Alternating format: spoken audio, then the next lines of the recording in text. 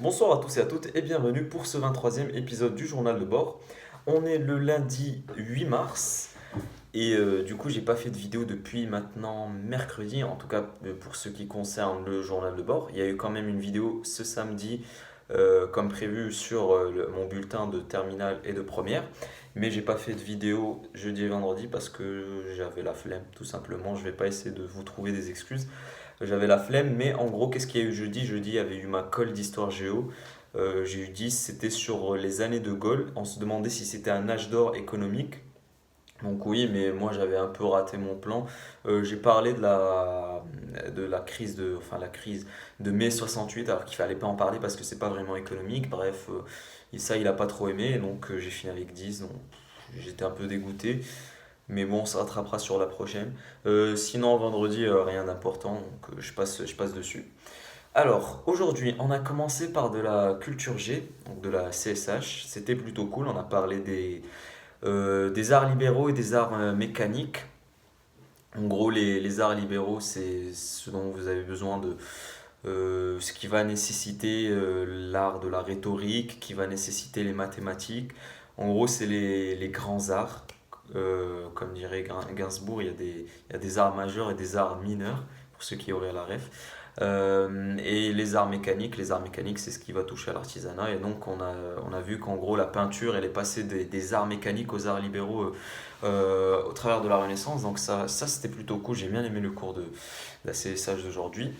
Après, on a eu l'espagnol, on a parlé de Juan Carlos, de la vie de Juan Carlos. Ça, c'était cool aussi parce que j'avais aucune idée de la vie de Juan Carlos, l'ancien roi d'Espagne. Et plus généralement de la monarchie en Espagne, c'était flou un peu dans ma tête. Du coup, on a appris que ouais, Juan Carlos, c'est celui qui a instauré la démocratie en Espagne. Et ça a longtemps été une figure légendaire, entre guillemets, de l'histoire de l'Espagne, jusqu'à ce qu'on ait découvert que le type, il menait une vie cachée avec des maîtresses et des chasses à l'éléphant au Botswana. Du coup, ouais, ça l'a fait abdiquer, ça a entaché son image. Mais ouais, c'était plutôt cool parce qu'en histoire, géographie, du coup, on n'a jamais abordé l'Espagne, on l'a abordé jusqu'à 1936, hein, vous savez, avec le franc populaire et Franco qui va prendre le pouvoir. Mais après, on n'a vraiment aucune idée de ce que devient l'Espagne, on n'en a jamais parlé. Ça, je trouve ça bizarre, hein, j'ai jamais compris pourquoi. Mais voilà, et du coup, ça me fait une transition. Après, on a eu histoire à 14 heures. On a parlé des régions, des organisations régionales, telles que l'ALENA, l'Europe, l'ASEAN. Ouais, c'était bien. On a aussi parlé de l'évolution du rôle du FMI, comme quoi le FMI dans les années 80, les années 90, bah, il a sorti une expression, c'était le père Fouettard ultralibéral.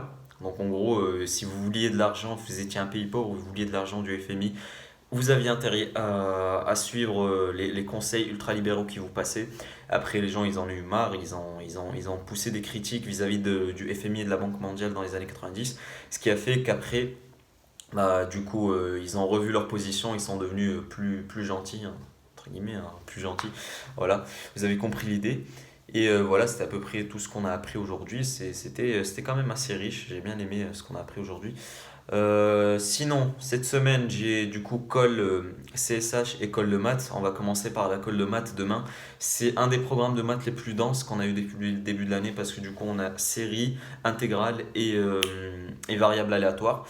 Le variable aléatoire, espace vectoriel, je pense que je peux m'en sortir, mais par contre, les séries, je suis en train de redécouvrir le chapitre en ce moment.